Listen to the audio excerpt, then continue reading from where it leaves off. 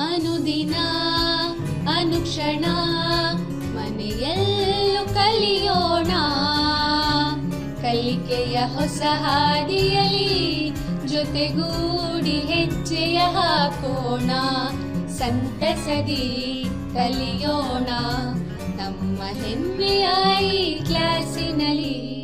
Yes sir. Yes teacher. Present ma'am. ಆತ್ಮೀಯ ವಿದ್ಯಾರ್ಥಿಗಳೇ, ತಮಗೆಲ್ಲರಿಗೂ ಇವತ್ತಿನ ತರಗತಿಗೆ ಸ್ವಾಗತ. ಮಕ್ಕಳೇ, ಇವತ್ತು ನಾವು ಇತಿಹಾಸದ 2ನೇ ಅಧ್ಯಾಯ ನಮ್ಮ ಕರ್ನಾಟಕ ಇದರ ಮುಂದುವರೆದ ಭಾಗವನ್ನು ಕಲಿತ್ಕೊಳ್ಳೋಣ. ಮಕ್ಕಳೇ, ನಾವು ಕರ್ನಾಟಕವನ್ನು ಆಡಳಿತಾತ್ಮಕ ದೃಷ್ಟಿಯಿಂದ 4 ವಿಭಾಗಗಳನ್ನಾಗಿ ವಿಂಗಡಿಸ್ಕೊಂಡಿದ್ದೀವಿ. ಅವು ಯಾವುವು ಅಂದರೆ ಬೆಂಗಳೂರು ವಿಭಾಗ, ಮೈಸೂರು ವಿಭಾಗ, ಬೆಳಗಾವಿ ವಿಭಾಗ ಮತ್ತು ಗುಲ್ಬರ್ಗ ವಿಭಾಗ. ನಾವು ಕಳೆದ ತರಗತಿಗಳಲ್ಲಿ ಬೆಂಗಳೂರು ವಿಭಾಗದ ಬಗ್ಗೆ ನಾವು ತಿಳ್ಕೊಂಡಿದ್ದೀವಿ. ಇವತ್ತಿನ ಕ್ಲಾಸಲ್ಲಿ ನಾವು ಮೈಸೂರು ವಿಭಾಗದ ಬಗ್ಗೆ ನಾವು ತಿಳ್ಕೊಳ್ಳೋಣ. ಅದಕ್ಕಿಂತ ಮೊದಲು ನಾವು ಇದುವರೆಗೂ ಏನು ಕಲ್ತ್ಕೊಂಡಿದ್ದೀವಿ ಅದಕ್ಕೆ ಸಂಬಂಧಪಟ್ಟಂತೆ ಒಂದು ಕೆಲವು ಪ್ರಶ್ನೆಗಳನ್ನು ಕೇಳೋಣ ನಿಮಗೆ. ಮಕ್ಕಳೇ, ನಿಮಗೆ ಪ್ರಶ್ನೆಗಳನ್ನ ಕೇಳ್ತೀನಿ, ಉತ್ತರಗಳನ್ನು ಹೇಳ್ತಿರಲ್ವಾ? ಕರ್ನಾಟಕವನ್ನು ಆಡಳಿತದ ಅನುಕೂಲಕ್ಕಾಗಿ 4 ಕಂದಾಯ ವಿಭಾಗಗಳನ್ನಾಗಿ ವಿಭಾಗಿಸಲಾಗಿದೆ. ಅವುಗಳು ಯಾವುವು ಅಂತ ನೀವು ಹೇಳ್ತಿರಲ್ವಾ?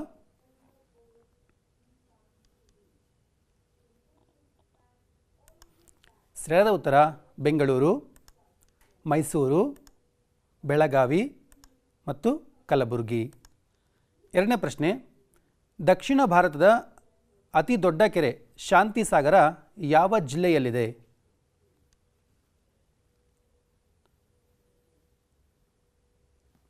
ನಿಮ್ಮ ಉತ್ತರ ಸರಿಯಾಗಿದೆ ಮಕ್ಕಳೇ. ಸರಿಯಾದ ಉತ್ತರ ದಾವಣಗೆರೆ ಜಿಲ್ಲೆಯಲ್ಲಿದೆ. 3ನೇ ಪ್ರಶ್ನೆ, ಏಷ್ಯಾ ಖಂಡದಲ್ಲಿ ಅತ್ಯಂತ ಎತ್ತರವಾದ ಏಕಶಿಲಾ ಬೆಟ್ಟ ಯಾವ ತಾಲೂಕಿನಲ್ಲಿದೆ? ಯೋಚನೆ ಮಾಡಿ, ಇದರ ಬಗ್ಗೆ ನಾವು ಕಳೆದ ತರಗತಿಯಲ್ಲಿ ಚರ್ಚೆ ಮಾಡಿದ್ದೀವಿ. ನಿಮ್ಮ ಉತ್ತರ ಸರಿಯಾಗಿದೆ. ತುಮಕೂರು ಜಿಲ್ಲೆಯ ಮಧುಗಿರಿ ತಾಲೂಕಿನಲ್ಲಿ ಈ ಏಕಶಿಲಾ ಬೆಟ್ಟ ಕಂಡುಬರುತ್ತೆ. ಮಕ್ಕಳೇ, ಇವತ್ತಿನ ತರಗತಿಯಲ್ಲಿ ನಾವು ಈ ಅಧ್ಯಾಯಕ್ಕೆ ಸಂಬಂಧಪಟ್ಟಂತೆ ಮೈಸೂರು ವಿಭಾಗದ ಚಾರಿತ್ರಿಕ ಹಿನ್ನೆಲೆ, ಈ ಮೈಸೂರು ವಿಭಾಗದಲ್ಲಿ ಹರಿಯುವಂತಹ ಪ್ರಮುಖ ನದಿಗಳು, ಪರ್ವತ ಶ್ರೇಣಿಗಳು, ಅರಣ್ಯಗಳು, ವನ್ಯಮೃಗಗಳು, ಕಾಫಿ ತೋಟಗಳು, ಕರಾವಳಿಗಳು, ಬಂದರುಗಳು ಮತ್ತು ಹಲವಾರು ಪ್ರಮುಖ ಅಂಶಗಳನ್ನು ನಾವು ಇವತ್ತಿನ ತರಗತಿಯಲ್ಲಿ ತಿಳ್ಕೊಳ್ಳೋಣ. ನಿಮಗೆಲ್ಲ ಗೊತ್ತಿದೆ, ಇದು ಕಲಬುರಗಿ ವಿಭಾಗ, ಬೆಳಗಾವಿ ವಿಭಾಗ, ಬೆಂಗಳೂರು ವಿಭಾಗ ಮತ್ತು ಮೈಸೂರು ವಿಭಾಗ. ಇವತ್ತು ನಾವು ಈ ವಿಭಾಗದ ಬಗ್ಗೆ ಸಂಪೂರ್ಣವಾಗಿ ತಿಳ್ಕೊಳ್ಳೋಣ. ನೋಡಿ, ನಾನು ನಿಮ್ಗೆ ಹೇಳಿದೆ ಪ್ರತಿ ವಿಭಾಗದಲ್ಲೂ ಜಿಲ್ಲೆಗಳಿವೆ ಅಂತೇಳಿ. ಈ ಮೈಸೂರು ವಿಭಾಗದಲ್ಲಿ ಎಷ್ಟು ಜಿಲ್ಲೆಗಳಿವೆ ಅಂತ ನೀವು ಎಣಿಕೆ ಹಾಕಬೇಕು.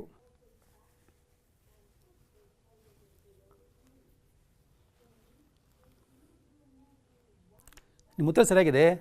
ಈ ವಿಭಾಗದಲ್ಲಿ ಒಟ್ಟು 8 ಜಿಲ್ಲೆಗಳಿವೆ. ನೀವು ಗಮನಿಸ್ಬೋದು, ಇಲ್ಲಿ ಚಾಮರಾಜನಗರ, ಮಂಡ್ಯ, ಮೈಸೂರು, ಕೊಡಗು, ಹಾಸನ್, ಚಿಕ್ಕಮಗಳೂರು, ದಕ್ಷಿಣ ಕನ್ನಡ ಮತ್ತು ಉಡುಪಿ, ಈ ರೀತಿಯಾಗಿ 8 ಜಿಲ್ಲೆಗಳು ಈ ವಿಭಾಗದಲ್ಲಿ ಕಂಡುಬರ್ತವೆ. ಹಾಗಾದರೆ ಈ ವಿಭಾಗದ ಪ್ರಮುಖ ಆಡಳಿತ ಕೇಂದ್ರ ಯಾವುದು ಅಂದರೆ ಅದೇ ಮೈಸೂರು. ನಂತರ ಈ ಒಂದು ವಿಭಾಗದ ಎಲ್ಲ ಜಿಲ್ಲೆಗಳು ಶ್ರೀಮಂತ ಜಿಲ್ಲೆಗಳು. ಶ್ರೀಮಂತ ಅಂದರೆ ಈ ಜಿಲ್ಲೆಯಲ್ಲಿರುವಂತಹ ಪ್ರಾಕೃತಿಕ ಸಂಪನ್ಮೂಲ, ಮಾನವ ಸಂಪನ್ಮೂಲ, ಖನಿಜ ಸಂಪನ್ಮೂಲ ಈ ಜಿಲ್ಲೆಗಳನ್ನು ಶ್ರೀಮಂತಗೊಳಿಸಿವೆ. ಇವುಗಳ ಬಗ್ಗೆ ನಾವು ಇವತ್ತು ತಿಳ್ಕೊಳ್ಳೋಣ. ಈ ಮೈಸೂರು ವಿಭಾಗದ ಚಾರಿತ್ರಿಕ ಹಿನ್ನೆಲೆ ನೋಡಿದಾಗ ನಾವು ಚಾರಿತ್ರಿಕವಾಗಿ ಮತ್ತು ಪೌರಾಣಿಕವಾಗಿ ಮೈಸೂರನ್ನು ಮಹಿಷ ನಾಡು ಅಂತ ಹೇಳಿ ಕರೀತಾ ಇದ್ದರು. ಇದಕ್ಕೆ ಮೈಸೂರು ಅಂತ ಯಾಕೆ ಬಂತು ಅಂದರೆ ಅದಕ್ಕೊಂದು ಕಥೆ ಇದೆ.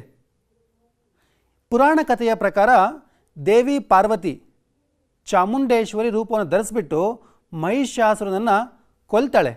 ಹಾಗಾಗಿ ಈ ಒಂದು ಪ್ರದೇಶಕ್ಕೆ ಮೈಸೂರು ಅಂತ ಹೇಳಿ ಹೆಸರು ಬಂತು.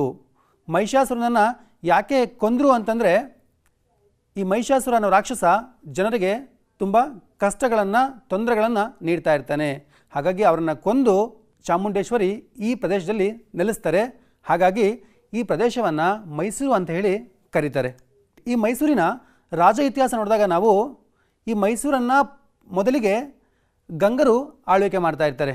ಇವ್ರ ರಾಜಧಾನಿ ಯಾವುದು ಅಂದರೆ ನಿಮಗೆ ಕಾಣಿಸ್ತಾ ಇದೆ ಅಲ್ಲಿ, ಅದೇ ಮೈಸೂರು ಜಿಲ್ಲೆಯ ಈಗಿನ ತಲಕಾಡು.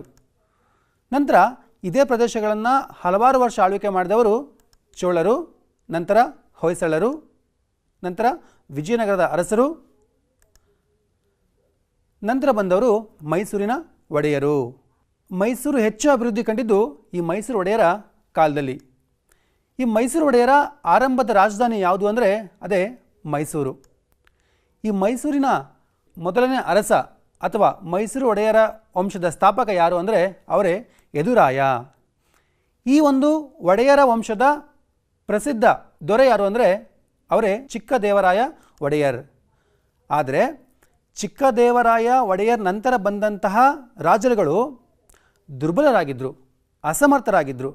ಹಾಗಾಗಿ ಇಂಥ ಒಂದು ಅವಕಾಶವನ್ನು ಬಳಸಿಕೊಂಡಂತಹ ಇಬ್ಬರು ಸೈನಿಕರು, ಅವ್ರು ಯಾರು ಅಂದರೆ ಹೈದರಾಲಿ ಮತ್ತು ಟಿಪ್ಪು ಸುಲ್ತಾನ್, ಮೈಸೂರನ್ನು ವಶಪಡಿಸಿಕೊಂಡು 1761ರಿಂದ 1799ರವರೆಗೆ ಈ ಮೈಸೂರನ್ನು ತಮ್ಮ ವಶದಲ್ಲಿಟ್ಕೊಂಡು ಆಡಳಿತವನ್ನು ಮಾಡ್ತಾರೆ. ಆದರೆ 1799ರಲ್ಲಿ ಬ್ರಿಟಿಷರು ಟಿಪ್ಪು ಸುಲ್ತಾನನ್ನು ಯುದ್ಧದಲ್ಲಿ ಸೋಲಿಸ್ತಾರೆ. ಆಗ ಯುದ್ಧದ ಸಂದರ್ಭದಲ್ಲಿ ಟಿಪ್ಪು ಸುಲ್ತಾನ್ ಮರಣವನ್ನು ಅಪ್ತಾನೆ.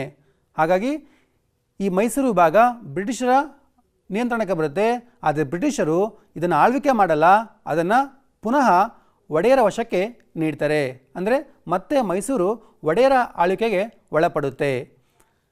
ಆದರೆ 1831ರವರೆಗೆ ಈ ಒಡೆಯರು ಮೈಸೂರನ್ನು ಆಳ್ವಿಕೆ ಮಾಡ್ತಾರೆ.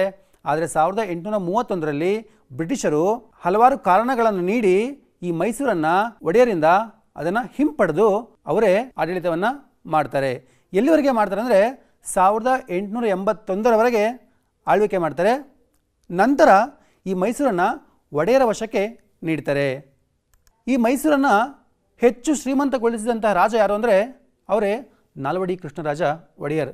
ಇವರು 20ನೇ ಶತಮಾನದಲ್ಲಿ ಮೈಸೂರಿನ ರಾಜರಾಗ್ಬಿಟ್ಟು ಹಲವಾರು ಜನಪರ ಕಾರ್ಯಗಳನ್ನು ಮಾಡ್ತಾರೆ. ಇವರು ಶಿಕ್ಷಣಕ್ಕೆ, ಸಂಸ್ಕೃತಿ ಮತ್ತು ನೀರಾವರಿಗೆ ಹೆಚ್ಚಿನ ಆದ್ಯತೆಯನ್ನು ನೀಡಿಬಿಟ್ಟು ಇಡೀ ಮೈಸೂರನ್ನು ಹೆಚ್ಚು ಅಭಿವೃದ್ಧಿ ಮಾಡ್ತಾರೆ. ಹಾಗಾಗಿ ನಾಲ್ವಡಿ ಕೃಷ್ಣರಾಜ ಒಡೆಯರನ್ನು ಆಧುನಿಕ ಮೈಸೂರಿನ ನಿರ್ಮಾಪಕ ಅಂತೇಳಿ ಕರೀತಾರೆ. ಪ್ರಮುಖ ಅಂಶ ನಾವು ಗಮನಿಸಬೇಕು ಇಲ್ಲಿ. ನಾಲ್ವಡಿ ಕೃಷ್ಣರಾಜ ಒಡೆಯರ ಅವಧಿಯಲ್ಲಿ ಇವರಿಗೆ ದಿವಾನರಾಗಿದ್ದವರು ಇಬ್ಬರು ಪ್ರಮುಖ ವ್ಯಕ್ತಿಗಳು. ಯಾರು ಅಂದರೆ ಅವರು ಸರ್ ಎಂ ವಿಶ್ವೇಶ್ವರಯ್ಯ, ಮತ್ತೊಬ್ಬರು ಸರ್ ಮಿರ್ಜಾ ಇಸ್ಮಾಯಿಲ್. ನಿಮಗೆಲ್ಲ ಗೊತ್ತಿದೆ ಸರ್ ಎಂ ವಿಶ್ವೇಶ್ವರಯ್ಯನವರು ಎಷ್ಟು ಕೆಲಸಗಳನ್ನು ಮಾಡಿದ್ದಾರೆ ಅಂತೇಳಿ. KRS ಅನ್ನು ಕಟ್ಟಲಿಕ್ಕೆ ಅವರೇ ಮುಖ್ಯ ಕಾರಣ. ನಂತರ ಭದ್ರಾವತಿ ಉಕ್ಕಿನ ಮತ್ತು ಕಬ್ಬಿಣ ಕಾರ್ಖಾನೆಯನ್ನು ಆರಂಭ ಮಾಡಿದವರು ಇವರೇನೆ. ಸ್ಟೇಟ್ ಬ್ಯಾಂಕ್ ಆಫ್ ಮೈಸೂರು ಆರಂಭ ಮಾಡಿದ್ದು ಇವರ ಅವಧಿಯಲ್ಲೇ. ನಂತರ ಭದ್ರಾವತಿಯಲ್ಲಿ ಕಾಗದ ಕಾರ್ಖಾನೆಯನ್ನು ಆರಂಭ ಮಾಡಿದವರು ಇವರೇ. ಈ ರೀತಿಯಾಗಿ ಹಲವಾರು ಕೆಲಸಗಳನ್ನ ಮಾಡಿದ್ದು ಸರ್ ಎಂ ವಿಶ್ವೇಶ್ವರಯ್ಯನವರು ನಾಲ್ವಡಿ ಕೃಷ್ಣರಾಜ ಒಡೆಯರ್ ಅವರ ಆಳ್ವಿಕೆಯ ಸಂದರ್ಭದಲ್ಲಿ. ಅದೇ ರೀತಿಯಾಗಿ ಸರ್ ಮಿರ್ಜಾ ಇಸ್ಮಾಯಿಲ್ ರವರು ಸರ್ ಎಂ ವಿಶ್ವೇಶ್ವರಯ್ಯನವರು ಆರಂಭ ಮಾಡಿದಂತಹ KRS ಡ್ಯಾಮನ್ನು ಪೂರ್ಣಗೊಳಿಸಿದ ಯಾರು ಅಂತಂದರೆ ಅವರೇ ಸರ್ ಮಿರ್ಜಾ ಇಸ್ಮಾಯಿಲ್. ಇವರು KRS ಅಣೆಕಟ್ಟಿನ ಹೊರಭಾಗದಲ್ಲಿ ಇವರು ಒಂದು ಉತ್ತಮವಾದಂತಹ ಸುಂದರವಾದಂತಹ ಒಂದು ಉದ್ಯಾನವನವನ್ನು ಇವರು ನಿರ್ಮಾಣ ಮಾಡ್ತಾರೆ. ಹಾಗಾಗಿ ಮೈಸೂರು ಹೆಚ್ಚು ಅಭಿವೃದ್ಧಿ ಈ ಸಂದರ್ಭದಲ್ಲಿ ಹೊಂದುತ್ತೆ. ಆದರೆ ಭಾರತಕ್ಕೆ ಸ್ವತಂತ್ರ ಬಂದಾಗ ಅಂದರೆ 1947ರಲ್ಲಿ ಈ ಮೈಸೂರು ಸಂಸ್ಥಾನವನ್ನು ಭಾರತದ ಗಣರಾಜ್ಯದಲ್ಲಿ ವಿಲೀನ ಮಾಡ್ತಾರೆ. ಈ ಮೈಸೂರು ವಿಭಾಗವನ್ನು ಶತಮಾನಗಳ ಹಿಂದೆ ಹಲವಾರು ರಾಜರುಗಳು ಅಥವಾ ಹಲವಾರು ಮನೆತನಗಳು ಆಳ್ವಿಕೆ ಮಾಡಿದ್ದಾವೆ. ಅದರಲ್ಲಿ ನೀವು ಗಮನಿಸ್ಬೋದು ಈ ಮೈಸೂರು ವಿಭಾಗವನ್ನು ಆಳ್ವಿಕೆ ಮಾಡಿದ್ದು ಮೈಸೂರು ಒಡೆಯರು. ಅದೇ ರೀತಿಯಾಗಿ ಈ ಕೊಡಗು ವಿಭಾಗವನ್ನು ಪ್ರದೇಶವನ್ನು ಆಳ್ವಿಕೆ ಮಾಡ್ತಾರೆ. ಇದುವರೆಗೂ ಈ ಮೈಸೂರು ಪ್ರದೇಶದ ಒಡೆಯರ ಆಳ್ವಿಕೆಯನ್ನು ನಾವು ತಿಳ್ಕೊಂಡಿದ್ದೀವಿ. ಈಗ ಈ ಕೊಡಗು ಸಂಸ್ಥಾನದ ಬಗ್ಗೆ ನಾವು ಹೆಚ್ಚಿನದಾಗಿ ತಿಳ್ಕೊಳ್ಳೋಣ. ನೋಡಿ, ಈ ಕೊಡಗು ಪ್ರದೇಶಗಳನ್ನು ಆಳ್ವಿಕೆ ಮಾಡಿದಂಥವರು ಅನೇಕ ರಾಜರುಗಳು. ಅವರುಗಳಲ್ಲಿ ಮೊದಲ ಒಂದು ಮನೆತನ ಯಾವುದು ಅಂದರೆ ಅದೇ ಹಾಲೇರಿ ಮನೆತನ. ಇವರು 17ನೇ ಶತಮಾನದಿಂದ ತನ್ನ ಆಳ್ವಿಕೆಯನ್ನು ಆರಂಭ ಮಾಡಿ ಅನೇಕ ವರ್ಷಗಳ ಕಾಲ ಇಲ್ಲಿ ಕಾರ್ಯಗಳನ್ನು ಮಾಡ್ತಾರೆ. ಇವ್ರ ರಾಜಧಾನಿ ಯಾವುದು ಅಂದರೆ ಅದೇ ಬಿದನೂರು. ಇವರು ಮುಂದುವರೆದು ಈ ಒಂದು ಮನೆತನದ ಪ್ರಸಿದ್ಧ ಅರಸ ಯಾರು ಅಂದರೆ ಅವರೇ ದೊಡ್ಡ ವೀರಪ್ಪ. ಈ ಮನೆತನದ ಕೊನೆಯ ಅಂದರೆ ಹಾಲೇರಿ ಮನೆತನದ ಕೊನೆಯ ಅರಸ ಯಾರು ಅಂದರೆ ಚಿಕ್ಕ ವೀರರಾಜ. ಆದರೆ ಈ ಚಿಕ್ಕ ವೀರರಾಜನ ನಂತರ ಬಂದಂತಹ ರಾಜರುಗಳು ದುರ್ಬಲರಾಗಿದ್ದರು. ಹಾಗಾಗಿ ಅವರುಗಳನ್ನು ಸೋಲಿಸಿಬಿಟ್ಟು ಬ್ರಿಟಿಷರು ಈ ಕೊಡಗು ಪ್ರದೇಶವನ್ನು ತಮ್ಮ ನಿಯಂತ್ರಣಕ್ಕೆ ತಗೊಳ್ತಾರೆ. ಆದರೆ ಬ್ರಿಟಿಷರು ಭಾರತಕ್ಕೆ ಸ್ವತಂತ್ರ ನೀಡಿದಾಗ ಈ ಪ್ರದೇಶಗಳು ಭಾರತದೊಂದಿಗೆ ಸೇರಿತು. ಕೊನೆಗೆ 1956ರಲ್ಲಿ ಕರ್ನಾಟಕ ಏಕೀಕರಣ ಆದ ನಂತರ ಈ ಕೊಡಗು ಪ್ರದೇಶ ಕರ್ನಾಟಕಕ್ಕೆ ಸೇರಿಕೊಂಡಿತು. ನಂತರ ಈ ಒಂದು ಪ್ರದೇಶವನ್ನು ಆಳಿದಂತಹ ಮತ್ತೊಂದು ಸಂಸ್ಥಾನ ಯಾವುದು ಅಂದರೆ ಅದೇ ಕೆಳದಿ ಸಂಸ್ಥಾನ ಅಥವಾ ಕೆಳದಿ ರಾಜಮನೆತನ. ಈ ಒಂದು ರಾಜಮನೆತನದ ಒಬ್ಬ ಪ್ರಸಿದ್ಧ ವೀರ ಮಹಿಳೆ ಯಾರು ಅಂದರೆ ಕಿತ್ತೂರು ರಾಣಿ ಚೆನ್ನಮ್ಮ. ಕೊನೆಗೆ ಈ ಪ್ರದೇಶಗಳನ್ನು ಕೂಡ ಬ್ರಿಟಿಷರು ವಶಪಡಿಸಿಕೊಂಡು ಆಳ್ವಿಕೆಯನ್ನು ಮಾಡ್ತಾರೆ. ಸ್ವತಂತ್ರ ನೀಡಿದ ನಂತರ ಇದು ಭಾರತದ ಒಂದು ಭಾಗ ಆಗುತ್ತೆ. 1956ರಲ್ಲಿ ಕರ್ನಾಟಕ ಏಕೀಕರಣಗೊಂಡಾಗ ಇದು ಕರ್ನಾಟಕಕ್ಕೆ ಸೇರಿಕೊಳ್ಳುತ್ತೆ. ಮತ್ತೊಂದು ಪ್ರಮುಖ ಪ್ರದೇಶ ಯಾವುದು ಅಂದರೆ ಅದೇ ತುಳುನಾಡು ಪ್ರದೇಶ. ಈ ಪ್ರದೇಶವನ್ನು ಹಲವಾರು ವರ್ಷಗಳ ಕಾಲ ಅನೇಕ ರಾಜಮನೆತನಗಳು ಮತ್ತು ಬ್ರಿಟಿಷರು ಆಳ್ವಿಕೆ ಮಾಡಿದರು. ಪ್ರಮುಖವಾಗಿ ಇವತ್ತಿನ ದಕ್ಷಿಣ ಕನ್ನಡ ಮತ್ತು ಉಡುಪಿ ಭಾಗವನ್ನು ಮತ್ತು ಉತ್ತರ ಕನ್ನಡ ಭಾಗವನ್ನು ತುಳುನಾಡು ಅಂತೇಳಿ ಕರೀತೇವೆ. 7ನೇ ಶತಮಾನದಿಂದ 14ನೇ ಶತಮಾನದವರೆಗೆ ಅಳುಪ ಮನೆತನದವರು ಈ ಪ್ರದೇಶಗಳಲ್ಲಿ ಆಳ್ವಿಕೆಯನ್ನು ಮಾಡ್ತಾರೆ. ಈ ಅಳುಪ ಮನೆತನದವರು ಬೇರೆ ಬೇರೆ ಕಾಲಘಟ್ಟಗಳಲ್ಲಿ ಬೇರೆ ಬೇರೆ ಪ್ರದೇಶಗಳನ್ನು ರಾಜಧಾನಿಯಾಗಿ ಮಾಡಿಕೊಳ್ತಾರೆ. ಅವುಗಳಲ್ಲಿ ಪ್ರಮುಖವಾದವುಗಳೆಂದರೆ ಉದ್ಯಾವರ, ಮಂಗಲಪುರ, ಹುಂಚ ಮತ್ತು ಬನವಾಸಿ. ಅದೇ ರೀತಿಯಾಗಿ ಈ ತುಳುನಾಡಿನಲ್ಲಿ ಅನೇಕ ಪಾಳೆಗಾರರು ಆಳ್ವಿಕೆ ಮಾಡಿದ್ದಾರೆ. ಅವುಗಳಲ್ಲಿ ಪ್ರಸಿದ್ಧ ಪಾಳೆಗಾರರು ಯಾರು ಅಂತಂದರೆ ಪುತ್ತಿಗೆಯ ಚೌಟರು, ಬಂಗವಾಡಿಯ ಬಂಗರು, ಕಾರ್ಕಳದ ಭೈರವರಸರು, ನಂತರ ಕಾಸರಗೋಡಿನ ಕುಂಬಳ. ಇವರು ಪ್ರಸಿದ್ಧ ಪಾಳೆಗಾರರು. ಈ ಕರಾವಳಿ ಪ್ರದೇಶವನ್ನು ಬ್ರಿಟಿಷರು ಕೆನರಾ ಪ್ರದೇಶ ಅಂಥೇಳಿ ಕರೆದರು. ಕೊನೆಗೆ ಈ ಪ್ರದೇಶವನ್ನು ಬ್ರಿಟಿಷರು 1801ರಲ್ಲಿ ವಶಪಡಿಸ್ಕೊಳ್ತಾರೆ. ವಶಪಡಿಸ್ಕೊಂಡು ತಮ್ಮ ಆಡಳಿತವನ್ನು ಆರಂಭ ಮಾಡ್ತಾರೆ. ಇವರು ಆಡಳಿತಾತ್ಮಕ ದೃಷ್ಟಿಯಿಂದ ಈ ಕರಾವಳಿ ಪ್ರದೇಶವನ್ನು ವಿಭಾಗ ಮಾಡ್ತಾರೆ. ಅಂದರೆ ನೋಡಿ, ಈ ಭಾಗವನ್ನು ಅವರು ದಕ್ಷಿಣ ಕನ್ನಡ ಅಂತೇಳಿ, ಈ ಭಾಗನ ಉತ್ತರ ಕನ್ನಡ ಅಂತೇಳಿ ಅವರು ವಿಭಾಗ ಮಾಡ್ತಾರೆ. ಮುಂದುವರೆದು 1997ರಲ್ಲಿ ಅಂದರೆ ಭಾರತಕ್ಕೆ ಸ್ವತಂತ್ರ ಬಂದಾಗ ಕರ್ನಾಟಕ ಸರ್ಕಾರ ಈ ದಕ್ಷಿಣ ಕನ್ನಡವನ್ನು ಮತ್ತೆ ವಿಭಾಗ ಮಾಡಿ ಉಡುಪಿಯನ್ನು ಪ್ರತ್ಯೇಕ ಜಿಲ್ಲೆಯನ್ನಾಗಿ ಮಾಡುತ್ತೆ. ಮಕ್ಕಳೇ, ಒಂದು ಚಿಕ್ಕ ಚಟುವಟಿಕೆ ಮಾಡೋಣವಾ? ನಿಮಗೆ ಪ್ರಶ್ನೆಗಳು ಕೇಳ್ತೀನಿ, ಉತ್ತರಗಳನ್ನು ಹೇಳ್ತಿರಲ್ವಾ? ಮೊದಲನೇ ಪ್ರಶ್ನೆ, ಚಿತ್ರ ಗಮನಿಸಿ. ಈ ಮೈಸೂರು ವಿಭಾಗದ ಭೂಪಟದಲ್ಲಿ ಎಷ್ಟು ಜಿಲ್ಲೆಗಳಿವೆ ಅಂತ ನೀವು ಹೇಳಬೇಕು. ಎಣಿಕೆ ಮಾಡಿ. ನಿಮ್ಮ ಉತ್ತರ ಸರಿಯಾಗಿದೆ ಮಕ್ಕಳೇ. ಎಷ್ಟು ಅಂದರೆ ಒಟ್ಟು 8 ಜಿಲ್ಲೆಗಳಿವೆ. ಕರಾವಳಿ ಪ್ರದೇಶವನ್ನು ಬ್ರಿಟಿಷರು ಏನೆಂದು ಕರೆದರು? ನಿಮ್ಗೆ ಹೇಳ್ದೀಗ್ತಾನೆ, ದಕ್ಷಿಣ ಕನ್ನಡ, ಉತ್ತರ ಕನ್ನಡ, ಉಡುಪಿ ಪ್ರದೇಶಗಳನ್ನು ಕರಾವಳಿ ಪ್ರದೇಶಗಳಂತೇಳಿ ನಾವು ಕರಿತೇವೆ. ಉತ್ತರ ಸರಿಯಾಗಿದೆ. ಬ್ರಿಟಿಷರು ಇವುಗಳನ್ನು ಕೆನರಾ ಪ್ರದೇಶಗಳು ಅಂತೇಳಿ ಕರೆದರು. ಮುಂದುವರೆದು ಈ ವಿಭಾಗದ ಪ್ರಾಕೃತಿಕ ಸಂಪನ್ಮೂಲದ ಬಗ್ಗೆ ನಾವೀಗ ತಿಳ್ಕೊಳ್ಳೋಣ. ನೋಡಿ, ಈ ವಿಭಾಗವು ಒಂದು ವಿಶಿಷ್ಟವಾದಂತಹ ವಿಭಾಗ. ಯಾಕಂದರೆ ವಿವಿಧ ರೀತಿಯ ಹವಾಮಾನಗಳಿಂದ ಇದು ಕೂಡಿದೆ. ಹವಾಮಾನ ಅಂದ್ರೇನು? ಕಡಿಮೆ ಅವಧಿಯಲ್ಲಿ ವಾತಾವರಣದಲ್ಲಾಗುವಂತಹ ಬದಲಾವಣೆಗಳು. ಉದಾಹರಣೆಗೆ ನೋಡಿ, ಬೆಳಗ್ಗೆ ತುಂಬ ಬಿಸಿಲಿರುತ್ತೆ, ಮಧ್ಯಾಹ್ನ ಮಳೆ ಬರ್ಬೋದು, ರಾತ್ರಿ ಚಳಿ ಆಗ್ಬೋದು. ಅಥವಾ ಬೆಳಗ್ಗೆ ಜಾಸ್ತಿ ಚಳಿ ಆಗ್ಬೋದು, ಮಧ್ಯಾಹ್ನ ಜಾಸ್ತಿ ಬಿಸಿಲಿರ್ಬೋದು, ಅಥವಾ ಸಾಯಂಕಾಲ ತುಂಬ ಚಳಿ ಆಗ್ಬೋದು. ಇಂಥ ಒಂದು ಏರುಪೇರುಗಳನ್ನು ನಾವು ಹವಾಮಾನ ಅಂತೇಳಿ ಕರಿತೇವೆ. ಈ ವಿಭಾಗಕ್ಕೆ ಸೇರಿದಂತಹ ಉಡುಪಿ ಮತ್ತು ದಕ್ಷಿಣ ಕನ್ನಡ ಜಿಲ್ಲೆಗಳು ವಿಶಾಲವಾದಂತಹ ಒಂದು ಕರಾವಳಿ ತೀರ ಪ್ರದೇಶವನ್ನು ಹೊಂದಿದೆ. ಕರಾವಳಿ ಅಂದರೆ ಸಮುದ್ರದ ಅಂಚಿನ ಭಾಗ. ಮುಂದುವರೆದು ಈ ಒಂದು ಪ್ರದೇಶದಲ್ಲಿ ಯಾವ ರೀತಿಯ ವಾತಾವರಣ ಇದೆ ಅಂದರೆ ಮಳೆಯ ಮಾರುತ ವಾತಾವರಣ. ಅಂದರೆ ಮಳೆಯನ್ನು ತರಿಸುವಂತಹ ಮಾರುತಗಳು ಇಲ್ಲಿ ಬಂದು ಅದಕ್ಕೆ ಅನುಗುಣವಾಗಿ ವಾತಾವರಣವನ್ನು ಇಲ್ಲಿ ಸೃಷ್ಟಿ ಮಾಡುತ್ತೆ. ಯಾಕಂದರೆ ಇಲ್ಲಿರುವಂತಹ ಪರ್ವತ ಶ್ರೇಣಿಗಳು, ದಟ್ಟವಾದಂತಹ ಕಾಡುಗಳು ಮತ್ತು ಕರಾವಳಿ ಪ್ರದೇಶಗಳು. ಮಕ್ಕಳ, ನೀವೇನಾದರೂ ಧರ್ಮಸ್ಥಳಕ್ಕಾಗಲಿ, ಕುಕ್ಕೆ ಸುಬ್ರಹ್ಮಣ್ಯ ಅಥವಾ ಅನೇಕ ಆ ಭಾಗದ ಪ್ರದೇಶಗಳನ್ನು ನೀವು ಭೇಟಿ ಮಾಡಿದರೆ ಅದೆಲ್ಲ ಈ ಪಶ್ಚಿಮ ಘಟ್ಟದ ಭಾಗ. ಇಲ್ಲಿ ಹವಾಮಾನ ತುಂಬ ವ್ಯತ್ಯಾಸಗಳಿಂದ ಕೂಡಿರುತ್ತೆ. ತೀವ್ರ ಚಳಿಯಿಂದ ಮತ್ತು ಸರಾಸರಿ ಉಷ್ಣಾಂಶದಿಂದ ಈ ವಲಯ ಹೊಂದಿದೆ. ಅದರಲ್ಲಿ ಈ ಮಂಡ್ಯ ಮತ್ತು ಮೈಸೂರು ಜಿಲ್ಲೆಗಳಲ್ಲಿ ನಾವು ಹೆಚ್ಚಿನ ಒಣ ಹವಾಮಾನವನ್ನು ನಾವು ನೋಡ್ಬೋದು. ಈ ವಿಭಾಗದಲ್ಲಿ ಅತಿ ಹೆಚ್ಚು ಮಳೆ ಪಡೆಯುವಂಥ ಜಿಲ್ಲೆ ಯಾವುದು ಅಂದರೆ ಉಡುಪಿ. ಅತಿ ಕಡಿಮೆ ಮಳೆ ಪಡೆಯುವಂಥ ಜಿಲ್ಲೆ ಯಾವುದು ಅಂದರೆ ಅದೇ ಮಂಡ್ಯ. ಇದಕ್ಕೆ ಕಾರಣ ಏನಂತಂದರೆ ಅಲ್ಲಿರುವಂತಹ ಪ್ರಾಕೃತಿಕ ವಿಭಿನ್ನತೆಗಳು. ಹಾಗಾಗಿ ಈ ವಾತಾವರಣಕ್ಕೆ ತಕ್ಕಂತೆ ಅಲ್ಲಿ ವಿವಿಧ ರೀತಿಯ ಬೆಳೆಗಳನ್ನು ಬೆಳೀತಾರೆ. ಆ ಬೆಳೆಗಳು ಯಾವುವು ಅಂತ ನೋಡಿದಾಗ ಅವು ರಾಗಿ, ಭತ್ತ, ಉದ್ದು, ಹೆಸರು, ಹುರುಳಿಕಾಳು ಮತ್ತು ಜೋಳ. ಅದೇ ರೀತಿಯಾಗಿ ಈ ವಿಭಾಗದಲ್ಲಿ ಬೆಳೆಯುವಂತಹ ಪ್ರಮುಖ ವಾಣಿಜ್ಯ ಬೆಳೆಗಳು ಯಾವುವು ಅಂತಂದರೆ ಕಾಫಿ, ತಂಬಾಕು, ಕಬ್ಬು, ಅಡಕೆ, ಏಲಕ್ಕಿ, ಕಿತ್ತಳೆ ಹಣ್ಣು, ಪೈನಾಪಲ್ ಮತ್ತು ಗೋಡಂಬಿ.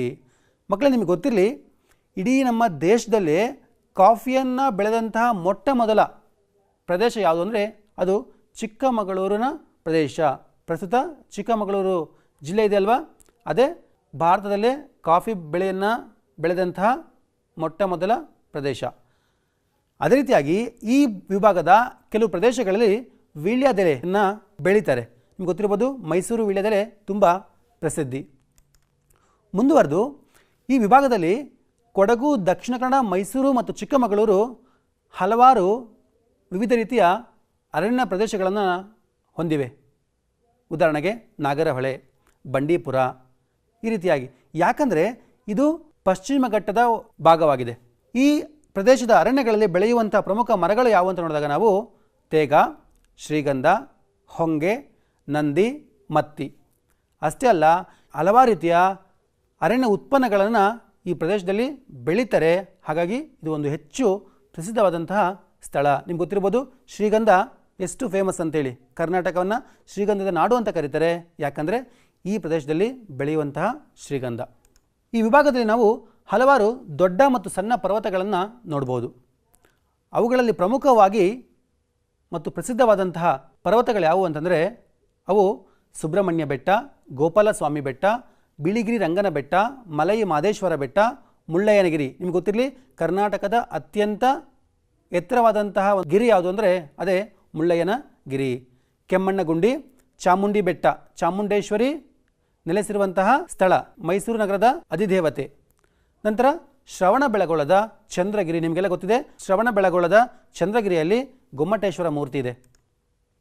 ಈ ವಿಭಾಗದಲ್ಲಿ ಹೆಚ್ಚು ಅರಣ್ಯ ಪ್ರದೇಶವನ್ನು ನಾವು ನೋಡ್ಬೋದು. ಹಾಗಾಗಿ ಈ ಪ್ರದೇಶಗಳಲ್ಲಿ ಹಲವಾರು ವಿವಿಧ ರೀತಿಯಾದಂತಹ ಜೀವ ವೈವಿಧ್ಯತೆಯನ್ನು ನಾವು ನೋಡ್ಬೋದು.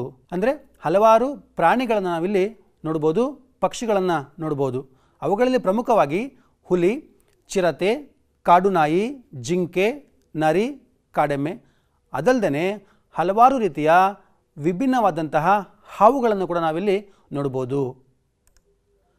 ಅದರಲ್ಲಿ ಮಂಡ್ಯ ಜಿಲ್ಲೆಯ ಬನ್ನೂರು ತಳಿ ಉತ್ತಮವಾದಂತಹ ಒಂದು ಟಗರು ತಳಿ.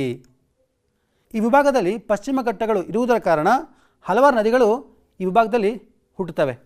ಅವುಗಳಲ್ಲಿ ಪ್ರಮುಖವಾಗಿ ಕಾವೇರಿ, ಹೇಮಾವತಿ, ಹಾರಂಗಿ, ನೇತ್ರಾವತಿ, ಕುಮಾರಧಾರ, ವೇದಾವತಿ, ಕಪಿಲ, ಯಗಚಿ, ಗಂಗೊಳ್ಳಿ.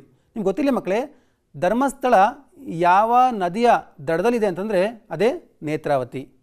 ಅದೇ ರೀತಿಯಾಗಿ ಕುಮಾರಧಾರ ಈ ನದಿಯ ದಡದಲ್ಲಿ ಕುಕ್ಕೆ ಸುಬ್ರಹ್ಮಣ್ಯ ಇದೆ. ನಂಜನಗೂಡು ಇರುವುದು ಕಪಿಲ ನದಿಯ ದಡದ ಮೇಲೆ. ಅದೇ ರೀತಿಯಾಗಿ ಯಗಚಿ ನದಿಯ ದಡದ ಮೇಲೆ ಇರುವುದು ಬೇಲೂರು ದೇವಾಲಯಗಳು. ನಿಮಗೆಲ್ಲ ಗೊತ್ತಿದೆ, ಮತ್ತೊಂದು ಪ್ರಮುಖ ವಿಷಯ ಅಂತಂದರೆ ಕಾವೇರಿ ನದಿಯನ್ನು ನಾವು ಕರ್ನಾಟಕದ ಜೀವನದಿ ಅಂಥೇಳಿ ಕರಿತೇವೆ. ಮಕ್ಕಳೇ, ಈ ನದಿಗಳ ಬಗ್ಗೆ ನೀವೊಂದು ಆಲ್ಬಮನ್ನು ಮಾಡಬೇಕು. ಮಾಡ್ತೀರಲ್ವಾ ಮಕ್ಕಳೇ? ನಿಮಗೆ ಪ್ರಶ್ನೆಗಳನ್ನ ಕೇಳ್ತೀನಿ, ಉತ್ತರಗಳನ್ನ ಹೇಳ್ತೀರಲ್ವಾ? ಒಂದನೇ ಪ್ರಶ್ನೆ, ಮೈಸೂರು ವಿಭಾಗದ ಯಾವ ಜಿಲ್ಲೆಗಳು ಕರಾವಳಿ ಪ್ರದೇಶವನ್ನು ಹೊಂದಿದೆ? ಸರಿಯಾದ ಉತ್ತರ ಉಡುಪಿ ಮತ್ತು ದಕ್ಷಿಣ ಕನ್ನಡ ಈ ಜಿಲ್ಲೆಗಳು ಮೈಸೂರು ವಿಭಾಗದ ಕರಾವಳಿ ಪ್ರದೇಶವನ್ನು ಹೊಂದಿದೆ. ಎರಡನೇ ಪ್ರಶ್ನೆ, ಭಾರತದಲ್ಲಿ ಕಾಫಿಯನ್ನು ಮೊದಲ ಬಾರಿಗೆ ಯಾವ ಜಿಲ್ಲೆಯಲ್ಲಿ ಬೆಳೆಯಲಾಯಿತು?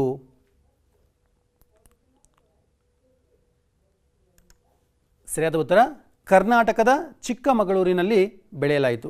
ಮಕ್ಕಳು, ಇದುವರೆಗೂ ನಾವು ಈ ವಿಭಾಗದಲ್ಲಿ ಹರಿಯುವಂತಹ ಪ್ರಮುಖ ನದಿಗಳ ಬಗ್ಗೆ ನಾವು ನೋಡಿದ್ದೀವಿ. ಈ ನದಿಗಳು ಹಲವಾರು ಪ್ರಸಿದ್ಧ ಜಲಪಾತಗಳನ್ನು ಸೃಷ್ಟಿ ಮಾಡುತ್ತೆ. ಅವುಗಳಲ್ಲಿ ಪ್ರಮುಖವಾದವುಗಳ ಬಗ್ಗೆ ನಾವೀಗ ತಿಳ್ಕೊಳ್ಳೋಣ. ಅದರಲ್ಲಿ ನೋಡಿ, ಗಗನಚುಕ್ಕಿ, ಅಬ್ಬೆ ಫಾಲ್ಸ್, ಇರ್ಫು ಫಾಲ್ಸ್ ಮತ್ತು ಹೆಬ್ಬೆ ಜಲಪಾತಗಳು ಅತ್ಯಂತ ಪ್ರಮುಖ ಜಲಪಾತಗಳು. ನಿಮ್ಗೆ ಗೊತ್ತಿರಲಿ, ಇದು ಪ್ರಮುಖ ಗಗನಚುಕ್ಕಿ ಮತ್ತು ಭರಚುಕ್ಕಿ ಜಲಪಾತ. ಈ ವಿಭಾಗದಲ್ಲಿ ನಾವು ಅನೇಕ ಖನಿಜಗಳನ್ನು ನೋಡ್ಬೋದು. ಅವುಗಳಲ್ಲಿ ಪ್ರಮುಖವಾದಂತಹ ಖನಿಜಗಳು ಯಾವುವು ಅಂತಂದರೆ ಬಾಕ್ಸೈಟ್, ಫೆಲ್ಸೈಟ್, ಕ್ರೋಮೈಟ್, ಸುಣ್ಣಕಲ್ಲು, ಗ್ರಾನೈಟ್ ಮತ್ತು ಮ್ಯಾಂಗನೀಸ್. ಮತ್ತೊಂದು ನಿಮಗೆ ಪ್ರಮುಖ ಅಂಶ ಗೊತ್ತಿರಲಿ, ಇಡೀ ನಮ್ಮ ಭಾರತ ದೇಶದಲ್ಲಿಯೇ ಫೆಲ್ಸೈಟ್ ಅದಿರು ದೊರೆಯುವಂತಹ ಏಕೈಕ ಜಿಲ್ಲೆ ಯಾವುದು ಅಂದರೆ ಅದೇ ಮೈಸೂರು ಜಿಲ್ಲೆ. ಈ ವಿಭಾಗದ ಕರಾವಳಿ ಜಿಲ್ಲೆಗಳು ಯಾವುವು ಅಂದರೆ ದಕ್ಷಿಣ ಕನ್ನಡ ಮತ್ತು ಉಡುಪಿ ಜಿಲ್ಲೆ. ಈ ಜಿಲ್ಲೆಯಲ್ಲಿ ನಾವು ಬಂದರು ಪ್ರದೇಶವನ್ನು ನೋಡ್ಬೋದು. ಬಂದರು ಅಂದ್ರೇನು, ಇದ್ರ ಬಗ್ಗೆ ನೀವು ನಿಮ್ಮ ಶಿಕ್ಷಕರನ್ನ ಕೇಳಿ ತಿಳ್ಕೋಬೇಕು. ಇದು ಸಮುದ್ರಕ್ಕೆ ತುಂಬ ಹತ್ತಿರ ಇರೋದ್ರಿಂದ ಈ ಒಂದು ಜನಗಳ ಮುಖ್ಯ ಕಸುಬು ಏನಂದರೆ ಅದೇ ಮೀನುಗಾರಿಕೆ. ಇವರು ಸಮುದ್ರಕ್ಕೆ ಇಳಿದು ಮೀನುಗಾರಿಕೆಯನ್ನು ಮಾಡ್ತಾರೆ. ಅಷ್ಟೇ ಅಲ್ಲ, ತಂದಂತಹ ಮೀನನ್ನು ಸಂಸ್ಕರಿಸಿ ಬೇರೆ ಬೇರೆ ದೇಶಗಳಿಗೆ ರಫ್ತು ಮಾಡ್ತಾರೆ. ಹಾಗಾಗಿ ಈ ಜನಗಳ ವರಮಾನದ ಮೂಲ ಆದಾಯ ಯಾವುದು ಅಂದರೆ ಅದೇ ಮೀನುಗಾರಿಕೆ. ನಿಮ್ಗೆ ಗೊತ್ತಿರಲಿ, ಯಾವುದೇ ಪ್ರದೇಶದ ಜನಗಳ ವರಮಾನದ ಮೂಲ ಆದಾಯ ಆ ಪ್ರದೇಶದಲ್ಲಿ ದೊರೆಯುವಂತಹ ಪ್ರಾಕೃತಿಕ ಸಂಪನ್ಮೂಲಗಳ ಮೇಲೆ ನಿರ್ಧಾರ ಆಗುತ್ತೆ. ಇದೇ ಮೀನುಗಾರಿಕೆಯ ಚಿತ್ರ. ಮುಂದುವರೆದು ಈ ಜಿಲ್ಲೆಯಲ್ಲಿ ಹಲವಾರು ಅರಣ್ಯಗಳು ಕಂಡುಬರ್ತವೆ. ಹಾಗಾಗಿ ಹೆಚ್ಚು ಹೆಚ್ಚು ಮರಗಳನ್ನು ನಾವು ನೋಡ್ಬೋದು. ಆದ್ದರಿಂದ ಕೊಡಗು, ಚಿಕ್ಕಮಗಳೂರು, ಮೈಸೂರು ಜಿಲ್ಲೆಗಳಲ್ಲಿ ಹೆಚ್ಚು ಹೆಚ್ಚು ಮರಗಳು ಇರೋದ ಕಾರಣ ಮರಗಳ ದಿಮ್ಮಿಗಳನ್ನು ಇಲ್ಲಿ ಮಾರಾಟ ಮಾಡ್ತಾರೆ. ಹಾಗಾಗಿ ಹಲವಾರು ಮಾರಾಟ ಕೇಂದ್ರಗಳನ್ನು ನಾವು ಈ ಜಿಲ್ಲೆಗಳಲ್ಲಿ ನೋಡ್ಬೋದು. ಈ ಒಂದು ವಿಭಾಗದ ಜಿಲ್ಲೆಗಳಲ್ಲಿ ಕಂಡುಬರುವಂಥ ಪ್ರಮುಖ ಅರಣ್ಯಗಳು, ವನ್ಯಮೃಗಗಳು ಮತ್ತು ರಾಷ್ಟ್ರೀಯ ಉದ್ಯಾನಗಳ ಬಗ್ಗೆ ನಾವೀಗ ತಿಳ್ಕೊಳ್ಳೋಣ. ನೋಡಿ ಮಕ್ಕಳೇ, ನಮ್ಮ ಭಾರತ ದೇಶದಲ್ಲಿ 45,000ಕ್ಕಿಂತ ಹೆಚ್ಚು ಜಾತಿಯ ಸಸ್ಯಗಳು ಕಂಡುಬರ್ತವೆ. ಅದರಲ್ಲೂ ಕರ್ನಾಟಕಕ್ಕೆ ಸಂಬಂಧಪಟ್ಟಂತೆ ಮೈಸೂರು, ಕೊಡಗು, ಚಿಕ್ಕಮಗಳೂರು, ಹಾಸನ ಜಿಲ್ಲೆಗಳಲ್ಲಿ ಹೆಚ್ಚಿನ ಅರಣ್ಯ ಪ್ರದೇಶವನ್ನು ನಾವು ನೋಡ್ಬೋದು, ಗಮನಿಸ್ಬೋದು ಈ ಪ್ರದೇಶಗಳಲ್ಲಿ. ಹಾಗಾಗಿ ಈ ಪ್ರದೇಶದಲ್ಲಿ ನಾವು ಪ್ರಸಿದ್ಧ ಅರಣ್ಯಗಳನ್ನು ಕಾಣಬಹುದು. ಅವುಗಳಲ್ಲಿ ಪ್ರಮುಖವಾಗಿ ನಿಮ್ಗೆ ಗೊತ್ತಿರಲಿ ಬಂಡೀಪುರ ಅರಣ್ಯ, ಇದು ಆನೆಗಳಿಗೆ ಪ್ರಸಿದ್ಧಿ. ನಂತರ ನಾಗರಹೊಳೆ, ಮಲೈ ಮಹದೇಶ್ವರ ಬೆಟ್ಟ ಮತ್ತು ಪುಷ್ಪಗಿರಿ ಇವು ಪ್ರಮುಖ ಅರಣ್ಯ ಪ್ರದೇಶಗಳು. ಈ ಅರಣ್ಯ ಪ್ರದೇಶಗಳಲ್ಲಿ ಹಲವಾರು ಬುಡಕಟ್ಟು ಸಮುದಾಯಗಳು ವಾಸ ಮಾಡ್ತವೆ. ಅದರಲ್ಲಿ ನಮಗೆ ಗೊತ್ತಿರಲಿ ಪ್ರಮುಖವಾಗಿ ಜೇನುಕುರುಬ. ಈ ಜೇನುಕುರುಬ ಜನಾಂಗದವರು ಹೆಚ್ಚಿನ ಜನಸಂಖ್ಯೆಯಲ್ಲಿ ಈ ಪ್ರದೇಶದಲ್ಲಿ ಕಂಡುಬರುತ್ತಾರೆ. ಇವರು ಹೆಚ್ಚಾಗಿ ಮೈಸೂರು ಮತ್ತು ಚಾಮರಾಜನಗರ ಜಿಲ್ಲೆಗಳಲ್ಲಿ ನೆಲೆಸಿದ್ದಾರೆ. ಮತ್ತೊಂದು ಪ್ರಮುಖ ಬುಡಕಟ್ಟು ಸಮುದಾಯ ಅಂದರೆ ಅದೇ ಕೊರಗ ಬುಡಕಟ್ಟು. ಇವರು ದಕ್ಷಿಣ ಕನ್ನಡ ಮತ್ತು ಉಡುಪಿ ಜಿಲ್ಲೆಗಳಲ್ಲಿ ನೆಲೆಸಿದ್ದಾರೆ. ಈ ವಿಭಾಗದಲ್ಲಿಯೇ ಅತ್ಯಂತ ಹಿಂದುಳಿದ ಬುಡಕಟ್ಟು ಸಮುದಾಯ ಯಾವುದು ಅಂದರೆ ಅದೇ ಕೊರಗ ಬುಡಕಟ್ಟು ಸಮುದಾಯ. ನಂತರ ಕೊಡಗು ಮತ್ತು ದಕ್ಷಿಣ ಕನ್ನಡ ಜಿಲ್ಲೆಗಳಲ್ಲಿ ಕಂಡುಬರುವಂಥ ಬುಡಕಟ್ಟು ಸಮುದಾಯ ಯಾವುದು ಅಂದರೆ ಅದೇ ಮಲೆಕುಡಿಯರು. ನಂತರ ಎರವರು, ಹಕ್ಕಿ ಪಿಕ್ಕಿಗಳು, ಹಲಸರು ಮತ್ತು ಮೇದರರು ಇವರು ಪ್ರಮುಖ ಬುಡಕಟ್ಟು ಸಮುದಾಯಗಳು. ಈ ಒಂದು ಬುಡಕಟ್ಟು ಜನಗಳ ಮುಖ್ಯ ಆದಾಯದ ಮೂಲ ಯಾವುದು ಅಂದರೆ ಅವುಗಳೇ ಕಿರು ಅರಣ್ಯ ಉತ್ಪನ್ನಗಳು. ಈಗ ಈ ವಿಭಾಗದಲ್ಲಿ ಕಂಡುಬರುವಂತಹ ಪ್ರಮುಖ ವನ್ಯಮೃಗ ಧಾಮಗಳ ಬಗ್ಗೆ ನಾವು ಅಧ್ಯಯನ ಮಾಡೋಣ. ನೋಡಿ, ಈ ವಿಭಾಗದಲ್ಲಿ ಅರಣ್ಯಗಳನ್ನು ನಾವು ಹೆಚ್ಚಾಗಿ ನೋಡ್ಬೋದು. ಹಾಗಾಗಿ ಪ್ರಾಣಿ ಪಕ್ಷಿಗಳನ್ನು ನಾವು ನೋಡ್ಬೋದು. ನಮ್ಮ ಭಾರತದಲ್ಲಿ ಸುಮಾರು 91,000 ಜಾತಿಯ ಪ್ರಾಣಿಗಳನ್ನು ನಾವು ನೋಡ್ಬೋದು. 553 ವನ್ಯಮೃಗ ಧಾಮಗಳನ್ನು ಕಾಣಬಹುದು. ಕರ್ನಾಟಕದಲ್ಲಿ 20 ವನ್ಯಮೃಗ ಧಾಮಗಳು ಇವೆ. ಒಟ್ಟು 3,000 ಹುಲಿಗಳು, 674 ಸಿಂಹಗಳು, 10,000 ನವಿಲುಗಳು, 27,000 ಆನೆಗಳು, 5,000 ಜಿಂಕೆಗಳು, 12,000 ಚಿರತೆಗಳು, 10 ಕೋಟಿ ಎಮ್ಮೆಗಳಿವೆ. ನಿಮ್ಗೆ ಗೊತ್ತಿರಲಿ, ಇದು ನಮ್ಮ ದೇಶದ ಪ್ರಾಕೃತಿಕ ಸಂಪನ್ಮೂಲದ ಒಂದು ಭಾಗ. ಈ ವಿಭಾಗದಲ್ಲಿ ಕಂಡುಬರುವಂತಹ ಪ್ರಸಿದ್ಧ ವನ್ಯಮೃಗ ಧಾಮಗಳು ಯಾವುವು ಅಂತಂದರೆ ಮೇಲುಕೋಟೆ ವನ್ಯಮೃಗ ಧಾಮ, ಕಾವೇರಿ ವನ್ಯಮೃಗ ಧಾಮ, ಮತ್ತೊಂದು ಮಲೈ ಮಹದೇಶ್ವರ ವನ್ಯಮೃಗ ಧಾಮ. ಈ ಸಂಬಂಧಪಟ್ಟಂತೆ ಇವು ಚಿತ್ರಗಳು.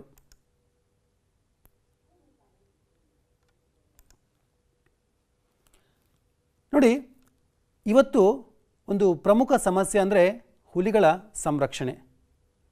ಹಾಗಾಗಿ ಹುಲಿಗಳನ್ನು ಸಂರಕ್ಷಣೆ ಮಾಡಲಿಕ್ಕೋಸ್ಕರ ನಾವು ಹಲವಾರು ಹುಲಿ ಸಂರಕ್ಷಣಾ ವನ್ಯಮೃಗ ಧಾಮಗಳನ್ನು ನಾವು ನೋಡ್ಬೋದು. ನಿಮ್ಗೆ ಗೊತ್ತಿರಲಿ, ನಮ್ಮ ಭಾರತ ರಾಷ್ಟ್ರದ ರಾಷ್ಟ್ರ ಪ್ರಾಣಿ ಯಾವುದು ಅಂದರೆ ಹುಲಿ. 1900ರಲ್ಲಿ ನಮ್ಮ ದೇಶದಲ್ಲಿ 1,00,000 ಹುಲಿಗಳಿದ್ವು. ಅದೇ 1950ರಲ್ಲಿ 18,000 ಹುಲಿಗಳಾಯಿತು. 1973ರಲ್ಲಿ 2,000 ಹುಲಿಗಳು ನಮ್ಮ ದೇಶದಲ್ಲಿ ಇವೆ. ಇದನ್ನ ನೋಡಿದ್ರೆ ನಮ್ಗೆ ಅರ್ಥ ಆಗುತ್ತೆ, ಹುಲಿಗಳ ಸಂಖ್ಯೆ ದಿನೇ ದಿನೇ ಕಡಿಮೆ ಆಗ್ತಾ ಇದೆ. ಹಾಗಾಗಿ ಹುಲಿಗಳನ್ನು ಸಂರಕ್ಷಣೆ ಮಾಡಬೇಕು ಅಂತೇಳಿ ಹುಲಿ ಸಂರಕ್ಷಣಾ ಯೋಜನೆಯನ್ನು ಭಾರತ ಸರ್ಕಾರ 1974ರಲ್ಲಿ ಜಾರಿ ಆಯಿತು. ಜಾರಿಯಾದ ನಂತರ ಹುಲಿ ಸಂರಕ್ಷಣಾ ವನ್ಯಮೃಗಧಾಮಗಳನ್ನು ಸ್ಥಾಪನೆ ಮಾಡಲಾಯಿತು. ಇದುವರೆಗೂ ಭಾರತದಲ್ಲಿ 50 ವನ್ಯಮೃಗಧಾಮಗಳಿವೆ. ಹಾಗಾಗಿ ದಿನೇ ದಿನೇ ಈ ಹುಲಿಗಳ ಸಂಖ್ಯೆ ಹೆಚ್ಚಾಗ್ತಾ ಹೋಯಿತು. 2020ರ ಪ್ರಕಾರ ಭಾರತದಲ್ಲಿ 2967 ಹುಲಿಗಳಿವೆ. ಮುಖ್ಯವಾಗಿ ಇಡೀ ನಮ್ಮ ಭಾರತ ದೇಶದಲ್ಲಿ ಅತಿ ಹೆಚ್ಚು ಹುಲಿಗಳನ್ನು ಹೊಂದಿರುವಂಥ ರಾಜ್ಯ ಯಾವುದು ಅಂದರೆ ಅದೇ ಮಧ್ಯಪ್ರದೇಶ. ಈ ಎರಡನೇ ರಾಜ್ಯ ಯಾವುದು ಅಂದರೆ ಅದೇ ಕರ್ನಾಟಕ. ನಿಮ್ಗೆ ಗೊತ್ತಿರಲಿ, ಮಧ್ಯಪ್ರದೇಶದಲ್ಲಿ 526 ಹುಲಿಗಳಿದ್ದರೆ ಕರ್ನಾಟಕದಲ್ಲಿ 524 ಹುಲಿಗಳಿವೆ. ಕರ್ನಾಟಕದಲ್ಲಿ 5 ಹುಲಿ ಸಂರಕ್ಷಣಾ ವನ್ಯಮೃಗಧಾಮಗಳನ್ನು ನಾವು ನೋಡ್ಬೋದು. ಅವುಗಳಲ್ಲಿ ಈ ಮೈಸೂರು ವಿಭಾಗದಲ್ಲಿ 3 ಹುಲಿ ಸಂರಕ್ಷಣಾ ವನ್ಯಮೃಗಧಾಮಗಳಿವೆ. ಅವು ಯಾವುವು ಅಂತಂದರೆ, ಒಂದು ಬಂಡೀಪುರ ಹುಲಿ ಸಂರಕ್ಷಣಾ ವನ್ಯಮೃಗಧಾಮ, ನಾಗರಹೊಳೆ ಹುಲಿ ಸಂರಕ್ಷಣಾ ವನ್ಯಮೃಗಧಾಮ, ಮತ್ತೊಂದು ಭದ್ರಾ ಹುಲಿ ಸಂರಕ್ಷಣಾ ವನ್ಯಮೃಗಧಾಮ.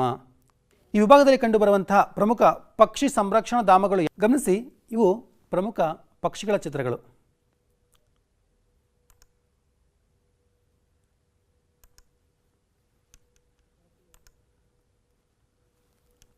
ಭಾರತದಲ್ಲಿ ಒಟ್ಟು 59 ಪಕ್ಷಿ ಸಂರಕ್ಷಣಾ ಧಾಮಗಳಿವೆ. ಅದರಲ್ಲಿ ಕರ್ನಾಟಕದಲ್ಲಿ 5 ಪಕ್ಷಿ ಸಂರಕ್ಷಣಾ ಧಾಮಗಳಿವೆ. ಈ ಪಕ್ಷಿ ಸಂರಕ್ಷಣಾ ಧಾಮಗಳಲ್ಲಿ 1200ಕ್ಕಿಂತ ಹೆಚ್ಚು ಜಾತಿಯ ಪಕ್ಷಿಗಳನ್ನು ನಾವು ನೋಡ್ಬೋದು. ಕರ್ನಾಟಕದ ಈ ವಿಭಾಗದಲ್ಲಿ 3 ಪಕ್ಷಿಧಾಮಗಳಿವೆ.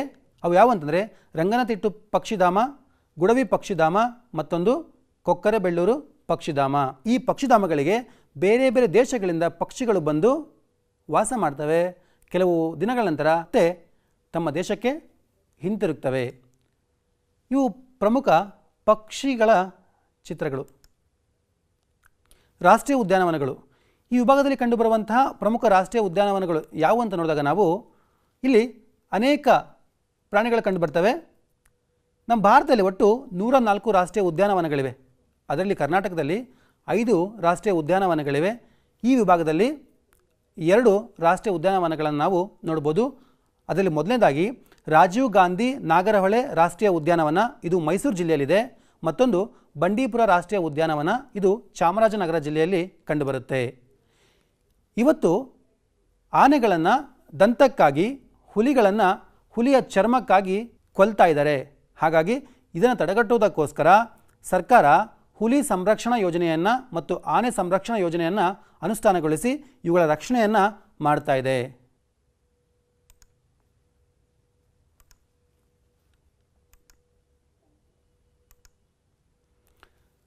ಮುಖ್ಯವಾಗಿ ಆನೆಗಳನ್ನು ಪಳಗಿಸುವುದಕ್ಕೋಸ್ಕರ ಕೆಡ್ಡ ಎಂಬ ಕಾರ್ಯಾಚರಣೆಯ ಮೂಲಕ ಅವುಗಳನ್ನು ಪಳಗಿಸ್ತಾರೆ. ಇದ್ರ ಬಗ್ಗೆ ನೀವು ಹೆಚ್ಚಿನ ಮಾಹಿತಿಯನ್ನು ಸಂಗ್ರಹಿಸಬೇಕು. ಮಕ್ಕಳು, ಇವತ್ತು ನಾವು ಮೈಸೂರು ವಿಭಾಗಕ್ಕೆ ಸಂಬಂಧಪಟ್ಟಂತೆ ಚಾರಿತ್ರಿಕ ಹಿನ್ನೆಲೆ ಮತ್ತು ಅಲ್ಲಿ ಕಂಡುಬರುವಂಥ ಪ್ರಾಕೃತಿಕ ಸಂಪನ್ಮೂಲದ ಬಗ್ಗೆ ನಾವು ಅಧ್ಯಯನ ಮಾಡಿದ್ವಿ. ಮಕ್ಕಳೇ, ಪ್ರಶ್ನೆಗಳನ್ನ ಬರ್ಕೊಳ್ಳಿ. ಈ ಪ್ರಶ್ನೆಗಳಿಗೆ ನೀವು ಉತ್ತರಗಳನ್ನು ಬರಿಬೇಕು.